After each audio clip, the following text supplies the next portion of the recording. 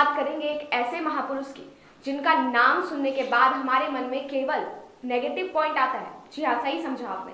आज हम बात करेंगे राजस्थान के ऐसे महानायक की जिसके समकालीन शायद ही किसी वीर ने जन्म लिया। आपको बता दें कि घुड़सवारी में उनका कोई तोड़ नहीं था, तलवार चलाने में माहिर, जिनकी हाजिर जवाबी से अकबर तक को पीछे छोड़ दिया।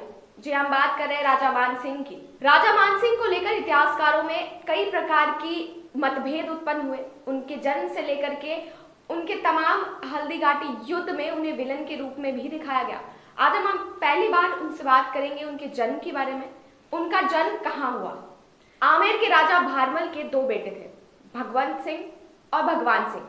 लेकिन आपको बता दें कि राजा भारमल के ज्येष्ठ पुत्र यानी राजा भगवंत सिंह के बेटे थे राजा मानसिंह। मानसिंह के जन्म में यह कहा गया कि जब मानसिंह का जन्म हुआ तो उस वक्त ज्योतिषाचार्य ने यह बताया कि उनका जिस नक्षत्र में जन्म हुआ वो मूल नक्षत्र है, यानी सबसे खराब नक्षत्र में जन्म लिया। अब 12 वर्षों तक अगर भारमल के बेटे यानी भगवंत सिंह जी यानी उनके पिता अगर उनका मुख देखेंगे तो बालक की मृत्यु निश्चित थी। इसी वजह से उन्हें कहीं दूर ले जाकर मौजामाबाद में एक महल में रखा गया ताकि उनके पिता उनका मुख ना देख पाए।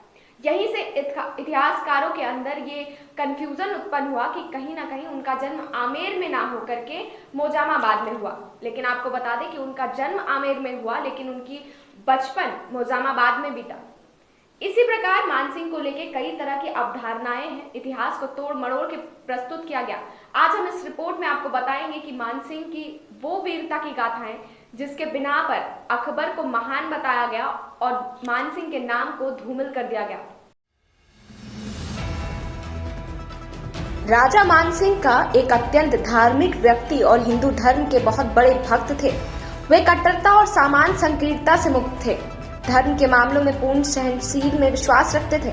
अपने धर्म में उन्हें अटूट विश्वास का पता उस घटना से लगाया जा सकता है जहां उन्होंने अपने नव स्थापित दीन इलाही में परिवर्तित होने के बादशाह के प्रस्ताव को जोरदार तरीके से ठुकरा दिया था। हिंदू धर्म के प्रति उनकी भक्ति देश के विभिन्न हिस्सों में सेवा करते हुए बड़े पैमानों पर मंदिर निर्माण से सिद्ध होती है।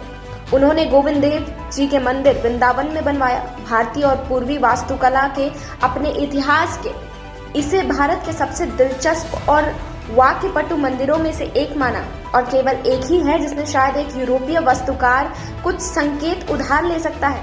मंदिर लाल पत्थर से निर्मित एक भव्य संरचना है। 5 टावरों के लिए मूल डिजाइन प्रदान किया गया था जो कभी पूरा नहीं हुआ।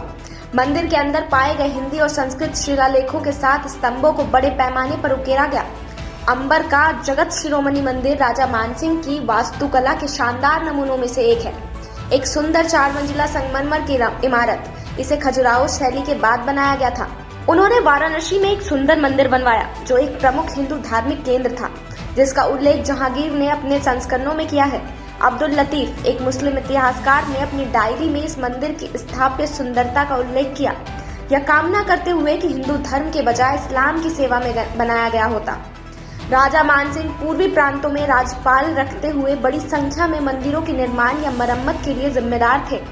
उन्होंने बैद्यनाथ धाम का दौरा किया और वहां कुछ इमारतों का भी निर्माण करवाया।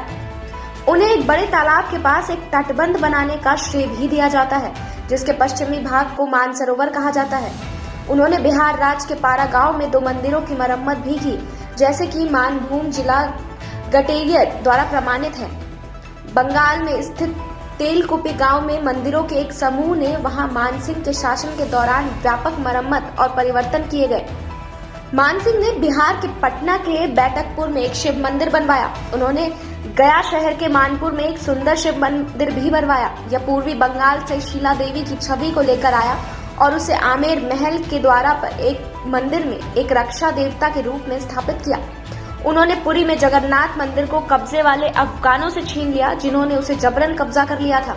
स्थानीय भक्तों की अत्यधिक असुविधा के लिए उन्हें अशांत पठानों की क्रूर और अत्याचारी नीतियों का खामियाजा भुगतना पड़ा था। बाद में उन्होंने खुर्दा के राजा को मंदिर के अधीक्षक के रूप में चुना और इसके प्रशासन उन्हें सौंपा, जिन्हें वंशज के बाद में पुरी के राजा के रूप में जाने लगे।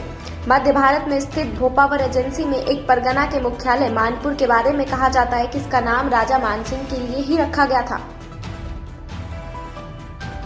इस रिपोर्ट ने कहीं ना कहीं आपको सोचने पे मजबूर कर दिया गया होगा कि 60 सालों से 75 सालों तक किस प्रकार हमारे इतिहास को तोड़ा मरोड़ा गया और हमसे हमारे महान नायक राजा हमारे इतिहास को छीनकर एक पुरुषार्थहीन लोगों को हमें महान बताने पर मजबूर किया गया। ऐसे ही अगली कड़ी में इतिहास गवाह में हम एक और महान नायक को लेके आएंगे। तब तक आप बने रहिए न्यूज़ 19 के साथ। नमस्कार।